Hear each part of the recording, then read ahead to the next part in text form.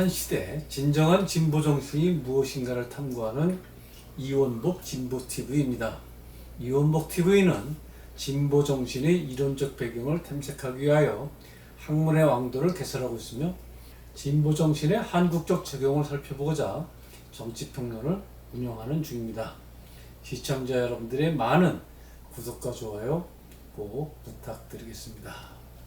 정권 교체는 이 시대의 분명한 시대 정신입니다. 국민들 절대다수가 이 문재인 주사파 정권에 등을 돌린 지 오래되었습니다. 그럼에도 이 정권은 끊임없는 여론 조작과 공작 정치, 언론과 야당 길들이기로 하루하루를 연명해 나가고 있는 중입니다. 조작으로 날이 새고 조작으로 날이 저물어갑니다. 거짓말도 100번 하면 진실로 들린다는 교범을 신조처럼 여기는지 국민들을 우습게 알고 거짓말을 밥 먹듯 하고 있습니다. 그 끝이 어떻게 될는지 국민 여러분들의 손에 달린 문제일 것입니다.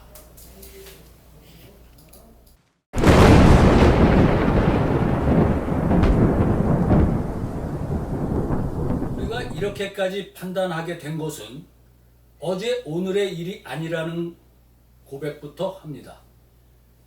아주 오래 전부터 나라가 이상해지기 시작했습니다. 상식이 야금야금 무너지고 있었던 것입니다. 어느 날 일부 시민단체들이 낙천 낙선 운동을 전개하기 시작했습니다. 그들의 명분에도 불구하고 이는 분명한 헌법 정신 위반인 것이었습니다. 헌법상 공천권은 정당에 있으며 누구를 떨어뜨릴 권한은 국민들에게 있었던 것입니다. 그럼에도 이 숭고한 권한을 대신 행사하겠다는 집단이 나타난 것입니다. 목대통의 홍위병처럼 박원순이가 참여연대라는 것을 통해 낙천 낙선 운동을 전개하고 언론 상당수가 대서특필하면서부터 이 나라 참정권은 이 소수의 홍위병 단체가 가로채는 것이었습니다. 선거법에도 누구를 일부러 떨어뜨리려 운동할 수 없게 되어 있음에도 이러한 무도한 단체의 행동을 저지하는 기관은 한 군데도 없었습니다. 다시 말하여 참여연대에 찍히면 국회의원 할 생각 마라 하는 협박이 노골화됐던 것입니다. 이런 문제를 제대로 정리하지 못하게 되니까 언제부터인지 여론조사로 지도자를 뽑는 풍토가 살살 끼어드는 것이었습니다. 여론조사는 어디까지나 참고용이어야지 이것이 선출권의 중심을 잃어서는 국민의 참정권이 위협될 수 있는 것임에도 여론조사는 전가의 보도처럼 쓰여지는 단계에 이르게 되었습니다. 그것도 정당에서 후보들을 내고 후보들의 대중 지지도를 참고용으로 하는 기능이 아니라 아예 후보를 뽑는 기능에까지 여론조사가 끼게 제도화되니 소수의 여론조사를 빙자한 조작가들이 활개를 칠 수 있게 된 것입니다.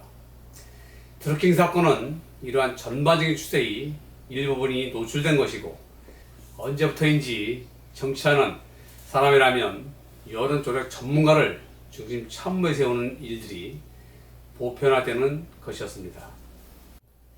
후보들이 국민을, 주민을 먼저 살펴보는 것이 아니라 일단 예선부터 통과해야 하니까 여론조작 전문가부터 찾는다는 얘기가 가슴에 와닿습니다.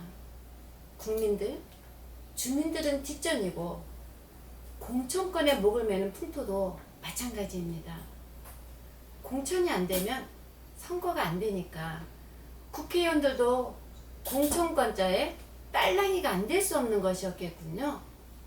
어쨌든 이렇게 한국 의회 민주주의와 정당 민주주의는 두 가지 방향에서 완전히 골마 썩어 문드러져 버린 것입니다. 실력자들에게 줄 서는 것, 여론조작 전문가를 기용하는 것, 이 두 가지가 핵심이었군요. 그런 다음에 언제부터인가 사전투표제라는 것이 확대되기 시작하더군요. 사전투표제, 명분은 그럴듯합니다. 바쁜 현대인들에게 단 하루에 투표하라고 강제하는 것, 이런 구닥다리 버전을 고집할 필요가 있겠습니까? 하는 것이지요.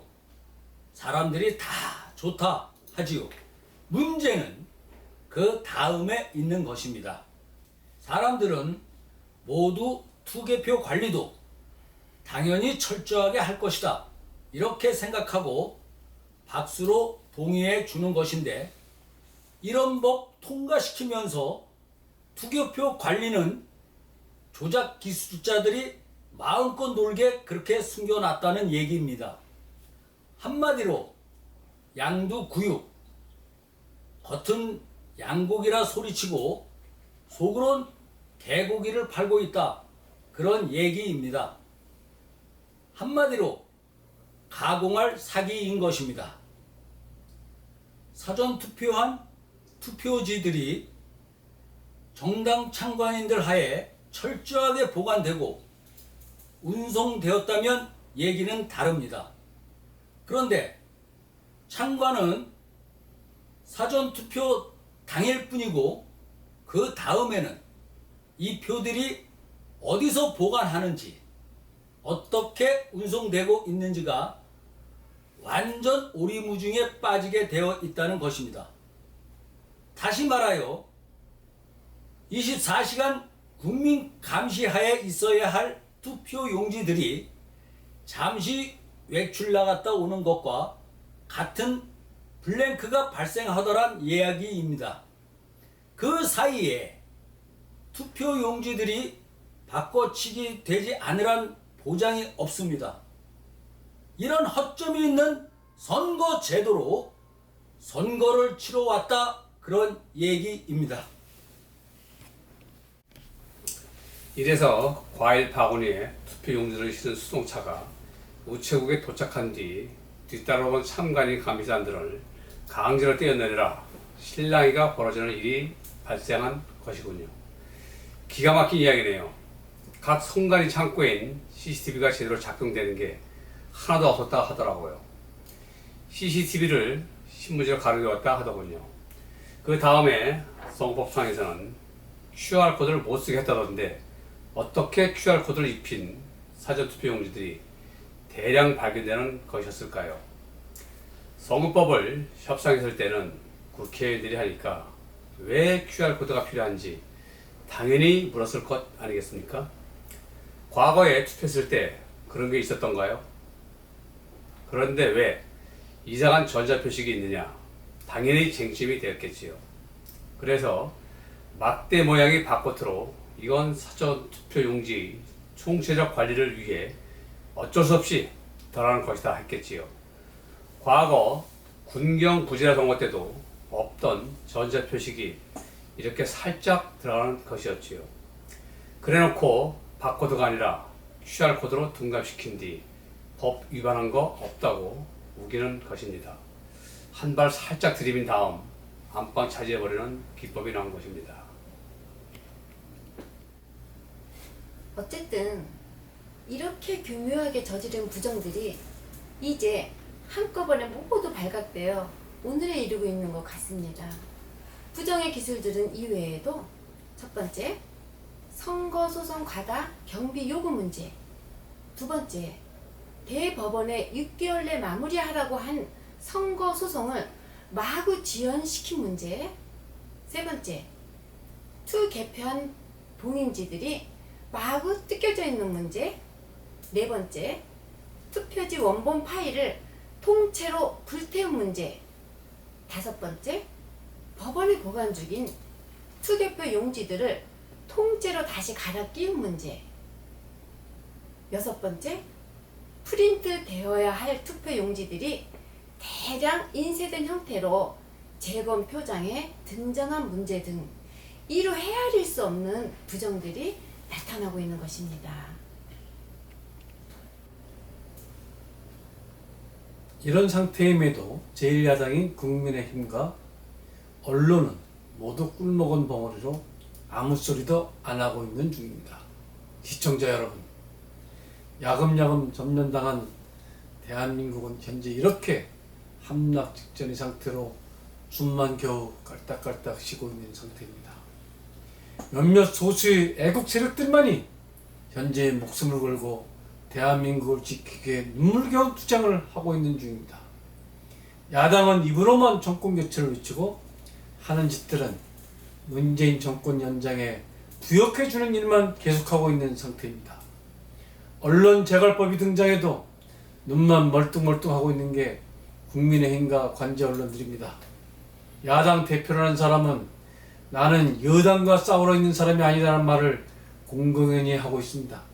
이런 당대표 하에서 여러분 과연 정권 교체가 이루어질 수 있겠습니까? 정권 교체가 이루어지려면 첫째, 목숨을 걸고 싸우는 야당이 있어야 할 것입니다. 두 번째, 현재의 선거법 체제를 전면 고치지 않으면 대선은 치를 곳도 없습니다. 전자개표기를 없애고 사전투표제 없애고 투표를 이틀간 하더라도 전수 수개표, 수검표, 후보자 대리인들이 하는 수검표를 하지 않는 한 민주주의는 이번 대선을 끝으로 이 땅에서 영원히 사라지고 말 것입니다. 오늘은 여기까지 하겠습니다.